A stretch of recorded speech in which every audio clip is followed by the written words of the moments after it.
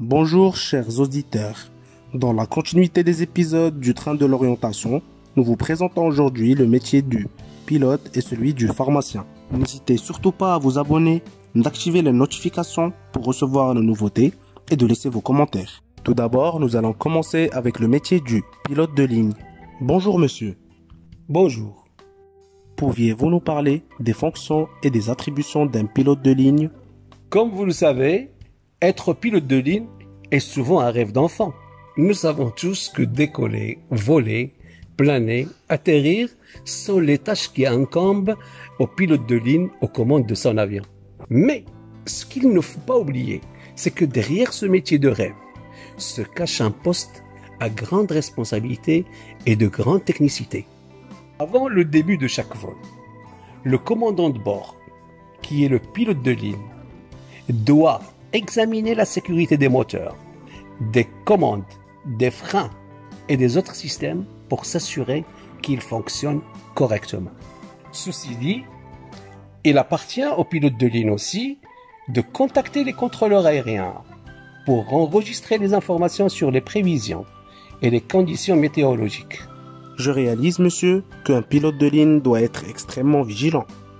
Effectivement, le commandant de bord est responsable du décollage et de l'atterrissage de l'avion, comme il détermine au bout de chaque heure l'aéroport le plus proche et la météo, sans qu'ils oublient de se renseigner sur toutes les informations relatives à l'aéroport, les types de dispositifs d'atterrissage utilisés, les services disponibles selon les types d'avions, et il partage ces informations avec le copilote. Maintenant, monsieur, pouvez-vous nous en dire encore plus sur ce métier en nous présentant ces différentes offres de formation? Une question pertinente. Il faut distinguer déjà les pilotes civils et les pilotes militaires. Alors, pour les pilotes civils, la formation se déroulait avant 2014 à l'École nationale des pilotes de ligne à Casablanca pour une durée de 4 ans, après avoir passé 2 ans dans les classes préparatoires scientifiques, plus la réussite au concours d'entrée à cette école.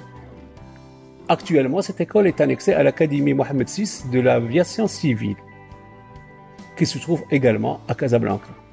Pilote militaire. Cette formation est dispensée à l'École royale de l'air de Marrakech pour les élèves masculins et féminins ayant obtenu le baccalauréat de la branche des sciences mathématiques pour une période de 5 ans, dont 2 ans dans les classes préparatoires, suivi par 3 années du cycle de spécialisation. Maintenant, place au métier du pharmacien. Pourriez-vous nous dire en quoi consistent les tâches d'un pharmacien?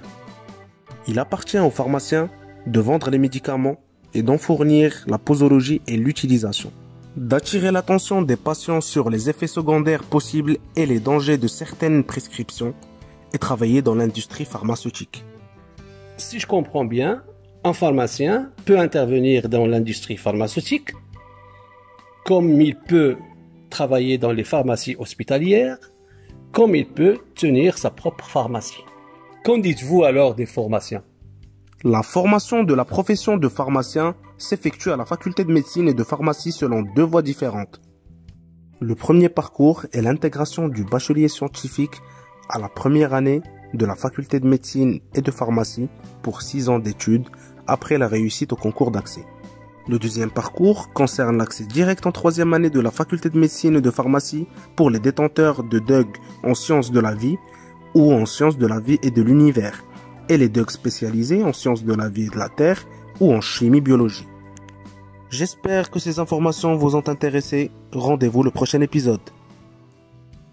N'hésitez surtout pas à vous abonner, à activer les notifications pour recevoir nos nouveautés et à laisser vos commentaires.